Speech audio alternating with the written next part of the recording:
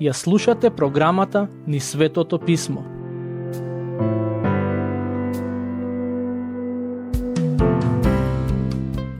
Драги пријатели, денешното проучување ќе го започнеме со читање и обработка на Псалм 122. Во претходната епизода го завршивме со обработка Псалмот 123, но направив една грешка за која морам да ви се извинам. Имено, кога завршивме со читање на Псалм 121, наместо да преидеме на Псалм 122, јас почнав со читање на Псалм 123, што значи дека несвесно сум го прескокнал 122 Псалм. Затоа, на почетокот од денешната епизода ќе ја обрнеме внимание на таа песна, во која главната тема е градот Ерусалим. Ќе ги прочитаме стиховите 2 и 4. Таму се вели: Ете, нозете наши стојат во твоите дворови, Ерусалиме. Таму се искачуваат племињата, господовите племиња, сведоштвото израелско, за да се слави името Господово. Се чини како оваа песна да е наменета да се пее кога евреите веќе влегуваат во градот Ерусалим, или пак кога се близу до него. Да ве подсетам, низ вековите евреите ги пееле овие песни кога оделе во градот Ерусалим за да ги чествуваат религиозните празници Пасха, Педесетница и празникот на шаторите.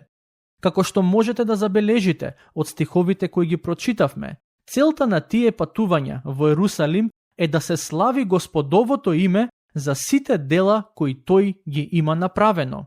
Од денешна гледна точка, ќе напоменам дека од нас христијаните не се бара да одиме во Ерусалим, но добро е заедно со другите верни секоја недела да одиме на богослужба за како црква да го славиме Господовото име.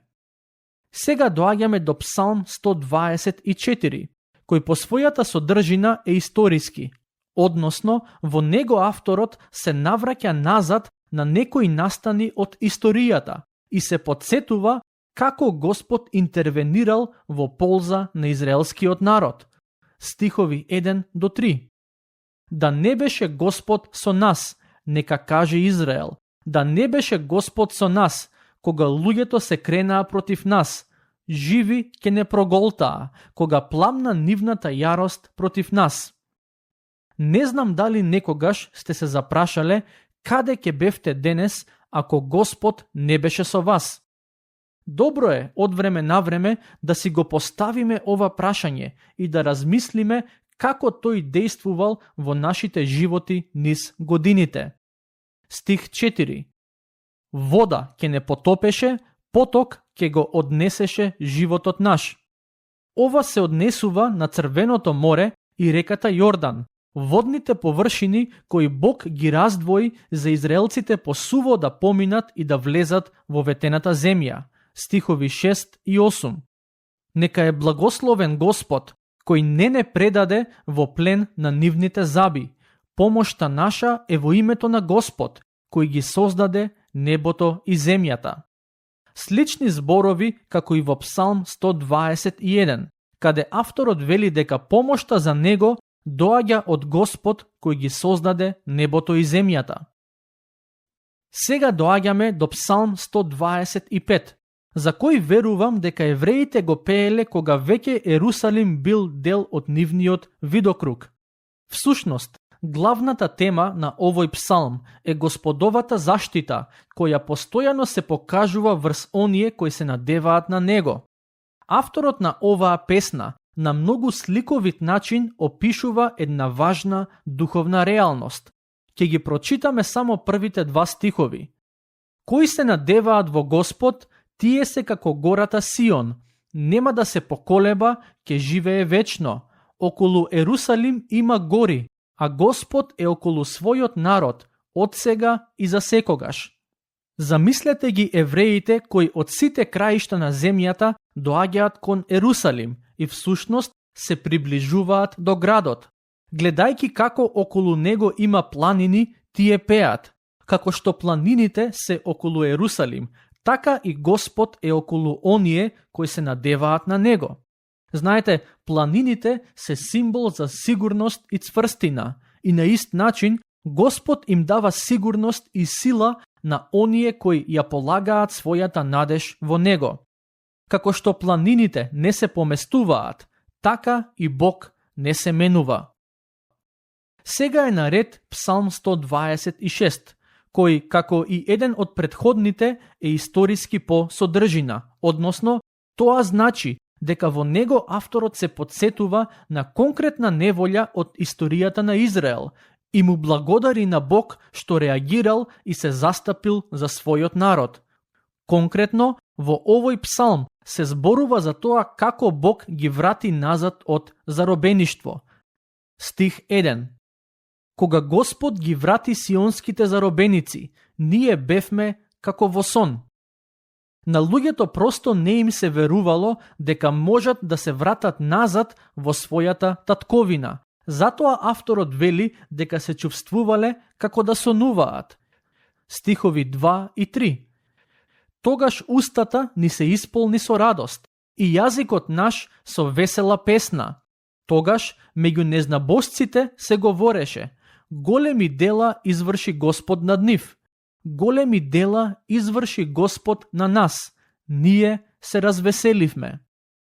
Поради благодарноста која ја имаа во срцата, повратниците од заробеништво го славеа Господ и на незнабожците им сведочеа за неговата големина. Тоа е поттик и за нас денес, и ние да ги разгласуваме Божите дела кои сме ги искусиле на своја кожа. Драги слушатели, сега доаѓаме до Псалм 127, кој верувам дека се пеел кога евреите се приближувале кон гората Сион. Станува збор за височина која се наоѓа во близина на градот Ерусалим. Псалм 127 е всушност песна која не потсеќа колку ние луѓето зависиме од Бог. Ова е песна која се цитирала на неколку важни официјални настани. Например, при инаугурацијата на председателот Ајзенхауер имало 2 Библии кои биле отворени кај Псалм 127. Овој псалм е длабока песна во која има примена и за нас. Стихови 1 и 2. Ако Господ не ја издзида куќата, залудо ќе се трудат градителите неизини. Ако Господ не го запази градот, залудо ќе бдее стражата. Залудно вие станувате рано, доцна легнувате и го јадете лебот уморни, на оние кои тој ги сака, ним им дава сон.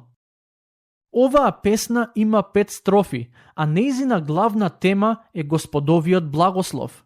Во Изреки, глава 10, стих 22, се вели дека Господовиот благослов збогатува и со себе тага не носи. Патем, забележавте дека во овие први 2 стихови 3 пати се користи зборот залудо или залудно. Поентата на псалмистот е да нагласи дека ние луѓето залудно се трудиме околу некои нешта доколку Бог не е во нив. Една стара германска народна изрека вели: се во животот зависи од Божиот благослов. Навистина би сакал ние денес да го разбереме значењето на овие зборови. Во следните 3 стихови се спомнати и децата.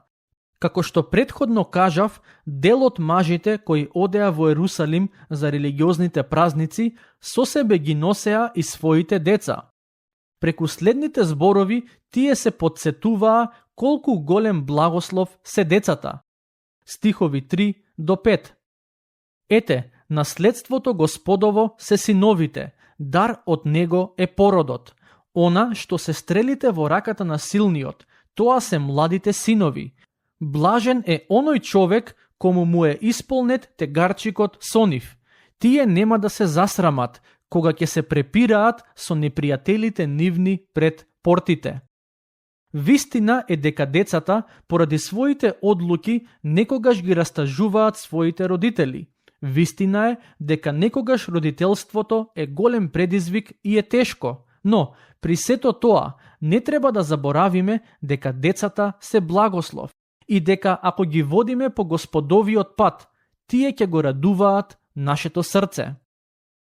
Сега доаѓаме до Псалм 128, на кој би можеле да му дадеме наслов «Доме, сладки доме».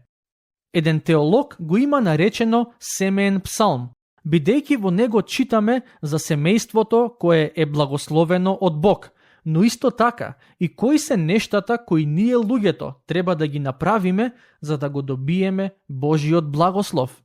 Основата ни е дадена во првиот стих каде читаме: Блажени се оние кои се бојат од Господ, кои одат по неговите патишта.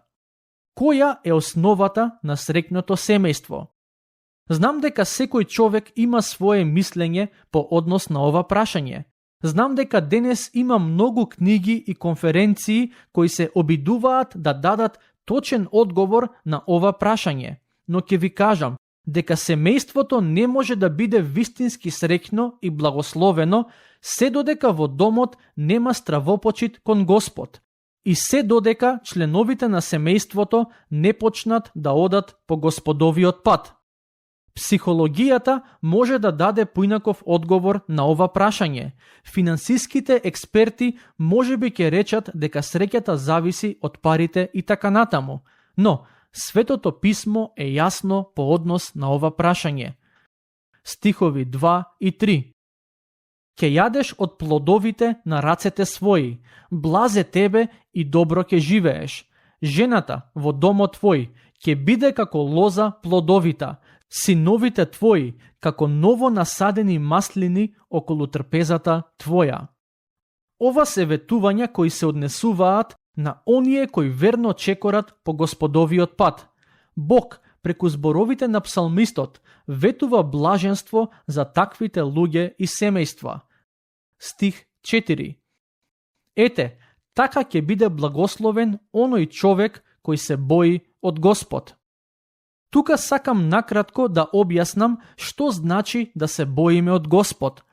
Не станува збор за некој нездрав страв, поради кој ние постојано треба да се плашиме Господ да не казни. Библиски гледано, да се има страв од Господ значи да се биде свесен за неговото постоење и да се чекори по неговата волја, знаејќи дека ако не го правиме тоа, патот на гревот ќе не однесе до пропаст. Ова е исклучително важно и Господ го бара од секој човек. Можете колку сакате да знаете информации за Светото писмо. Можете колку сакате да одите по христијански семинари, предавања и конференции, или пак да читате христијански книги. Но, ако длабоко во себе немате страв од Господ, сите овие нешта не ви вредат ништо. Стихови 5 и 6. Господ ќе ги благослови од Сион, и ти ќе ги гледаш добрата Ерусалимски во сите дни на твојот живот, и ќе ги видиш синовите на синовите твои. Мир нека е на Израел. Врз основа на овие зборови кои ги прочитавме, би сакал да ви посакам Бог да ве благослови и да ги гледате неговите добрини во сите денови од вашиот живот. И сигурен сум дека тоа е возможно и денес, но таквите благослови се зачувани само за оние кои имаат стравопочит од Господ и одат по неговиот пат. Сега доаѓаме до Псалм 129, каде читаме за тоа како низ историјата Израел често се наоѓаше во неволја, но Господ го ослободуваше. Стихови 1 и 2. Честопати тие ме напаѓаа од младоста моја, но не ме совладаа. Зошто Израел не беше совладан, бидејќи Бог го запази? Сигурен сум дека секој од вас се има соочувано со многу напади и искушенија во животот, а сигурен сум дека многумина од вас и сега се соочуваат со такви околности. Не заборавајте дека Бог сака да ви помогне и да ве подкрепи. Сега доаѓаме до Псалм 130, кој од страна на некои теолози е наречен Павлов псалм. Всушност, еден познат теолог од средниот век вели дека псалмите 32, 51, 130 и 143 се Павлови псалми затоа што не учат дека Бог им ги простува гревовите на сите кои живеат покајнички животи. Причината зошто се нарекува Павлов псалм е затоа што не учи токму на тоа, на спасение добиено преку вера и по Божја милост, а таа е една од главните теми за кои апостолот Павле доста пишува во Новиот Завет. Стихови 1 до 3. Од длабочините викам кон Тебе, Господи. Господи, чуј го гласот мој. Ушите Твои нека го чујат гласот на молењето мое. Господи, ако гледаш на беззаконијата, тогаш кој ќе се одржи, Господи? Ако Бог почне да се однесува со нас согласно нашите дела, кој би можел да се одржи? Никој, бидејќи сите сме грешни, затоа ни е потребно неговото простување и милост. Стихови 4 до 6. Но во Тебе има простување, за да те почитуваат. Заради името Твое, Господи, чекав долго на Тебе. Чекаше душата моја на Твојот збор. Душата моја го чека Господа. Од утрената стража па се до ноќната, од утрената стража нека се надева Израел на Господ.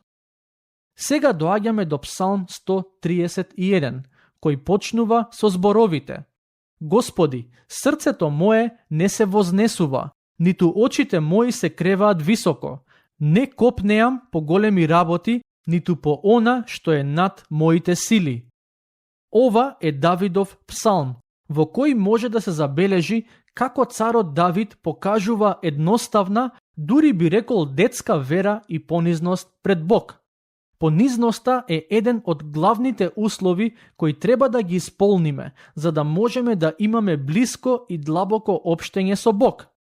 Јас се надевам дека овие зборови кои ги прочитавме ќе бидат поттик за нас денес, да можеме на Бог да му пристапуваме на ваков начин. Да не се превознесуваме, значи да не се сметаме себе си за подобри од другите, ниту пак да се сметаме себе си за премногу паметни и способни, туку во се да бидеме свесни дека сме грешни луѓе кои имаат потреба од Бог и дека се добро што имаме во животот е Божи дар. Тука ќе го завршиме денешното проучување. Бог нека ве благослови.